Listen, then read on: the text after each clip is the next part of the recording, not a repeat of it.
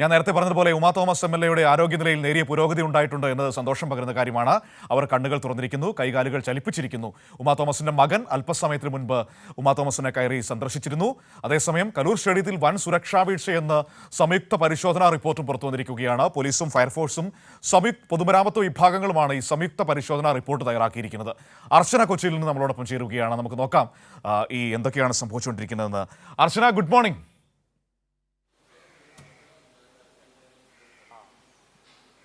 Good morning. Archana, ഒരു വർഷം കടന്നു പോവുകയാണ്. ഈ വർഷത്തെ അവസാന ദിവസത്തിലാണ് നമ്മൾ നിൽക്കുന്നത് അല്ലേ? ഒരുപാട് സന്തോഷവും ചെറിയ ചെറിയ സങ്കടങ്ങളും ഒക്കെ നിറഞ്ഞ ഒരു വർഷം, അങ്ങനെ ഒരു മാസം കടന്നു പോകുന്ന പോലെ വേഗത്തിലങ്ങ് പോയിരിക്കുന്നു. പുതുവർഷത്തിലേക്ക് കടക്കാൻ പോകുമ്പോൾ എന്താണ് പ്ലാൻ?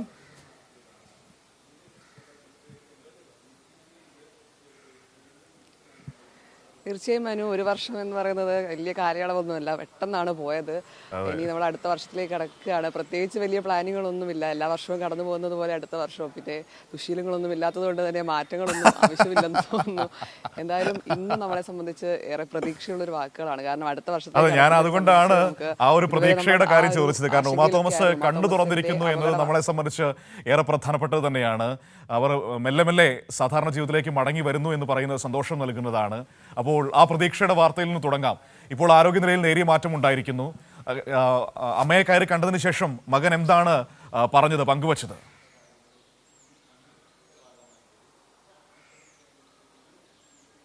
മനു, തീർച്ചയായും പ്രതീക്ഷയുടെയും ആശ്വാസത്തിന്റെയും വാക്കുകളാണ് നമ്മൾ രാവിലെ കേൾക്കുന്നത്. അമ്മ കണ്ണു തുറന്നിരിക്കുന്നു, കൈകാലുകൾ അനക്കിയിരിക്കുന്നു എന്നാണ് അല്പസമയം മുൻപ് വിവേക് നമ്മോട് പറഞ്ഞത്. അമ്മയെ കണ്ട് ആണ് വിവേക് കാര്യം സംസാരിച്ചത്.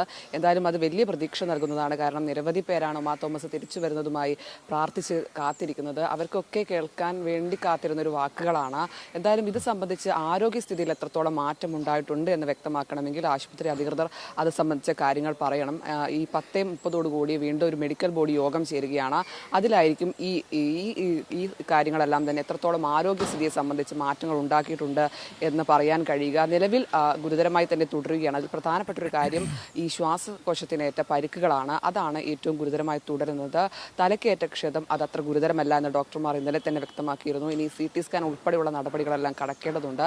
എന്തായാലും ഈ ജനറൽ ബോഡി യോഗം ചേരുന്നതിന് ശേഷമായിരിക്കും എത്തരത്തിലാണ് ഇനിയുള്ള നടപടിക്രമങ്ങൾ ഉണ്ടാകേണ്ടതെന്ന കാര്യത്തിൽ തീരുമാനമെടുക്കുക. അത് പ്രധാനപ്പെട്ടത് വെന്റിലേറ്ററാണ്. ഇപ്പോഴും വെന്റിലേറ്ററുടെ സഹായത്തോടെ തന്നെയാണ് ചികിത്സ പുരോഗമിക്കുന്നത്. അതിലെന്തെങ്കിലും മാറ്റങ്ങൾ വേണോ, അല്ലെങ്കിൽ അത്തരത്തിൽ അടിയന്തരമായി ഒരു ശസ്ത്രക്രിയയുടെ ആവശ്യമുണ്ടോ തുടങ്ങിയ കാര്യങ്ങളെല്ലാം തന്നെ ഇനിയുള്ള യോഗത്തിൽ തീരുമാനിക്കും. എന്തായാലും നിലവിൽ വിദഗ്ധമായ ചികിത്സയുമായി മുന്നോട്ട് പോവുകയാണ്.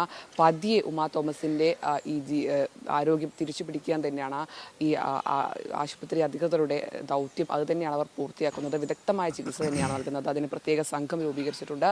അവർ കൃത്യമായി അവരുടെ നിരീക്ഷണത്തിൽ തന്നെയാണ് ഉമാ തോമസിന്റെ ആരോഗ്യസ്ഥിതിയെ സംബന്ധിച്ചുള്ള കാര്യങ്ങൾ മുന്നോട്ട് പോകുന്നത്. എന്തായാലും ഒരു ശുഭവാർത്തയ്ക്കായി നമ്മളെല്ലാം കാത്തിരിക്കുകയാണ്. കാരണം നമ്മളെല്ലാം അത് നേരിട്ട് കണ്ട ആളുകളായതുകൊണ്ട് തന്നെ അതിൻ്റെ ഒരു ഞെട്ടലും അതിൻ്റെ ഒരു തീവ്രതയും ഉൾക്കൊള്ളാൻ വലിയ പ്രയാസമായിരുന്നു. അതുകൊണ്ട് തന്നെ ഉമാ തോമസ് കണ്ണ് തുറന്നു എന്ന വാർത്ത പോലും നമ്മളെ സംബന്ധിച്ച് ഏറെ സന്തോഷം നൽകുന്നതാണ്. അതുകൊണ്ട് തന്നെ ആ ഒരു വാർത്തയ്ക്കായി, അതായത് ഉമാ തോമസ് ജീവിതത്തിലേക്ക് തിരിച്ചു വരുന്നു എന്ന പൂർണ്ണ ആരോഗ്യവതിയായി തിരിച്ചു വരുന്നത് നമ്മളെല്ലാം കാത്തിരിക്കുകയാണ്. അതേസമയം തന്നെ ഇത്തരത്തിൽ ഈ അപകടമുണ്ടായതുമായി ബന്ധപ്പെട്ട് ഗുരുതരമായ വീഴ്ചയാണ് ഈ സംഘാടകർക്ക് ഉണ്ടായതെന്ന് വീണ്ടും ആവർത്തിക്കുന്ന തരത്തിലാണ് റിപ്പോർട്ടുകൾ പുറത്തു വരുന്നത്. ഇപ്പോൾ ഫയർഫോഴ്സും അതുപോലെ പോലീസും പൊതുമരാമത്ത് വകുപ്പും ഇന്നലെ സംയുക്തമായി അവിടെ പരിശോധന നടത്തിയിരുന്നു. ഈ പരിശോധനയിൽ ഗുരുതരമായ വീഴ്ച ഉണ്ടെന്ന് കണ്ടെത്തിയിട്ടുണ്ട്. അതിൽ പ്രധാനമായും ഈ സ്റ്റേജ് നിർമ്മിക്കുന്നതിൽ കൃത്യമായ അനുമതി വാങ്ങിയിട്ടില്ല എന്നാണ് പ്രധാനമായും പറയുന്നത്. ഈ GCD അടക്കം ഇവർക്ക് നിർദ്ദേശം നൽകിയത് ഈ സ്റ്റേഡിയം ഉപയോഗിക്കാമെന്ന് മാത്രമാണ്. ഇതിലൊരു താൽക്കാലിക സ്റ്റേജ് കെട്ടാമോ അത്തരത്തിലുള്ള നിർദ്ദേശങ്ങളൊന്നും തന്നെ അവർക്ക് നൽകിയിരുന്നില്ല. മാത്രമല്ല എല്ലാ സുരക്ഷാ കരുതലുകളും സംഘാടകർ എടുക്കണമെന്ന കാര്യത്തിലുള്ള നിർദ്ദേശങ്ങളെല്ലാം തന്നെ GCD മുന്നോട്ട് വെക്കുന്നുണ്ട്. അതുകൊണ്ട് തന്നെ ഇതിൽ പൂർണ്ണമായും സംഘാടകർക്കാണ് പാളിച്ചു പറ്റിയത്. അതുകൊണ്ട് തന്നെ കൂടുതൽ നടപടികളിലേക്ക് കടക്കാൻ തന്നെയാണ് ഈ അന്വേഷണ സംഘത്തിൻ്റെ തീരുമാനം. പാലാരിവട്ടം പോലീസ് നിലവിൽ ഈ സംഘാടകർക്കെതിരെയും ഇവന്റ് മാനേജ്മെന്റിനെതിരെയും സ്റ്റേജ് നിർമ്മിച്ചവർക്കെതിരെയും കേസ് എടുത്തിട്ടുണ്ട്. ഇതുമായി ബന്ധപ്പെട്ട് കൂടുതൽ അറസ്റ്റിനുള്ള സാധ്യതകളും കൂടിയുണ്ട്. കാരണം അത്രയും ഗുരുതരമായ ഒരു വീഴ്ചയാണ് ഇത് സംബന്ധിച്ച് ഉണ്ടായിരിക്കുന്നത്. അത് തന്നെയാണ് ഈ ഫയർഫോഴ്സിൻ്റെയും അതുപോലെ പോലീസിൻ്റെയും റിപ്പോർട്ടിൽ വ്യക്തമാക്കുന്നത്. കൊച്ചി പോലീസ് കമ്മീഷണറും ഇന്നലെ അത് തന്നെ വ്യക്തമാക്കി. കാരണം ഒരു 5 മിനിറ്റ് നേരത്തേക്ക് വിളക്ക് കത്തിക്കാൻ മാത്രമാണ് ഈ സ്റ്റേജ് നിർമ്മിക്കുന്നതെന്നാണ് അവർ അന്ന് പറഞ്ഞതെന്ന്. എന്നാൽ അതിൽ കൂടുതൽ ആളുകൾ ഇവിടെ എത്തുകയും സ്റ്റേജിൽ പരിപാടികൾ നടത്തുകയും ചെയ്യുകയാണ്. അത്തരത്തിൽ ബലക്ഷയമുള്ളൊരു സ്റ്റേജിലാണ് ഇത്രയും ആളുകൾ വരികയും ഇത്രയും വലിയൊരു പരിപാടി നടക്കുകയും ചെയ്യുന്നത്. അത് വലിയൊരു ഗുരുതരമായ ഗുരുതരമായ വീഴ്ച തന്നെയാണ്. അത് സംബന്ധിച്ച് റിപ്പോർട്ട് പുറത്തു വന്നിട്ടുണ്ട്. എന്തായാലും കൂടുതൽ നടപടികളിലേക്ക് കടക്കാൻ തന്നെയാണ് അന്വേഷണ സംഘത്തിന്റെ നീക്കം. എന്തായാലും ഇപ്പോൾ നമ്മളെ സംബന്ധിച്ച് ഏറ്റവും പ്രതീക്ഷ നൽകുന്ന വാർത്ത ഉമാ തോമസ് കണ്ണ് തുറന്നതെന്ന് തന്നെയാണ് മനു. തീർച്ചയായും അതേറെ സന്തോഷം. ഒപ്പം തന്നെ ഇപ്പോൾ ഈ അർച്ചന പറഞ്ഞതുപോലെ ആ വാർത്ത നമുക്ക് ഏറെ സന്തോഷം നൽകുന്നതാണ്. പക്ഷേ ആ അപകടത്തിലേക്ക് നയിച്ച സംഘാടകരുടെ പിഴവ് വളരെ ഗൗരവതരമാണ്. കാരണം ഇപ്പോൾ നമ്മൾ വാർത്തകളൊക്കെ കേൾക്കുന്നത് ഇവർ ഈ ഏകദേശം 12,000-ഓളം മത്സരാർത്ഥികൾ ഇതിൽ പങ്കെടുക്കാൻ വേണ്ടി വന്നിരുന്നു. ഇവരിൽ നിന്നൊക്കെ വലിയ തുക ഏകദേശം ഒരു 4,000-3,500 രൂപ വെച്ച് ഈടാക്കിയിരുന്നു. ഒപ്പം ഈ ഗ്യാലറിയിൽ പ്രവേശിക്കുന്നതിന് ഈ ഈടാക്കിയ തുക കൂടാതെ കസേരയ്ക്ക് തലയെണ്ണി പൈസ വാങ്ങിയിരുന്നു എന്നൊക്കെ കേൾക്കുന്നു. അപ്പോൾ ഇത്രയധികം പണമടക്കം ഈടാക്കിക്കൊണ്ടാണ് ഇവർ ഈ പരിപാടി സംഘടിപ്പിച്ചത്. എന്നിട്ടും ഈ പറയുന്ന എല്ലാ മാനദണ്ഡങ്ങളും ലംഘിച്ചുകൊണ്ടാണ് അവിടെ ഒരു സുരക്ഷാ സംവിധാനവും ഒരുക്കാതെ ഇതിന് സ്റ്റേജ് അടക്കം നിർമ്മിച്ചത്. ഒരു കാരണവശാലും വെറുതെ വിട്ടുകൂടാ ഇത്തരം വലിയൊരു തോന്നിവാസം കാണിച്ചു വച്ചിട്ട്. അപ്പോൾ ആ രീതിയിൽ സർക്കാർ നടപടികൾ ശക്തമാക്കുകയാണോ പോലീസ്?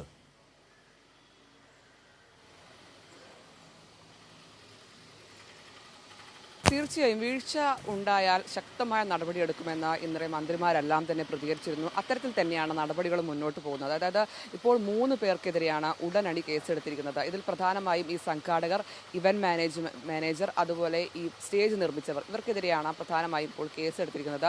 മാത്രമല്ല ഇന്നലെ വിശദമായ പരിശോധനയാണ് സ്റ്റേഡിയത്തിൽ നടന്നിരിക്കുന്നത്. പോലീസിന്റെ നേതൃത്വത്തിലും ഫയർഫോഴ്സിന്റെ നേതൃത്വത്തിലും എല്ലാം തന്നെ പരിശോധന നടത്തി.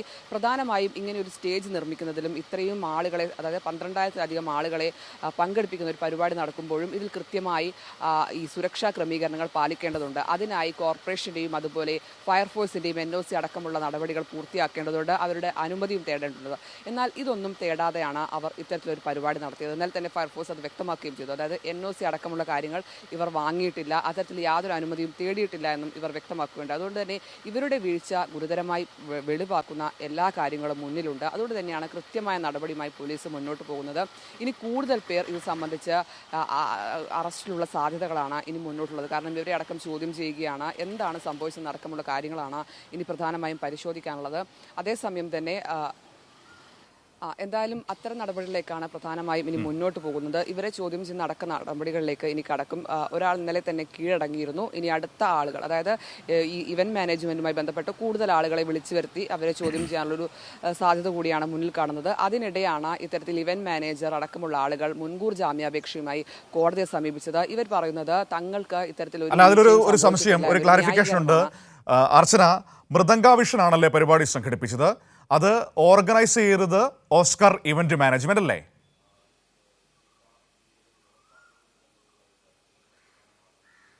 തീർച്ചയായും അങ്ങനെയാണ്. അതായത് ഈ മൃദംഗ മിഷൻ ഈ വയനാടുമായി കേന്ദ്രീകരിച്ച് നടത്തുന്ന ഒരു സംഘടനയാണ്. അവരാണ് ഈ പരിപാടി നടത്തുന്നത്. ഈ ഓസ്കാർ എന്ന് പറയുന്ന ഇവന്റ് മാനേജ്മെന്റാണ് ഈ സ്റ്റേജ് അടക്കമുള്ള കാര്യങ്ങളെല്ലാം തന്നെ ക്രമീകരിച്ചത്.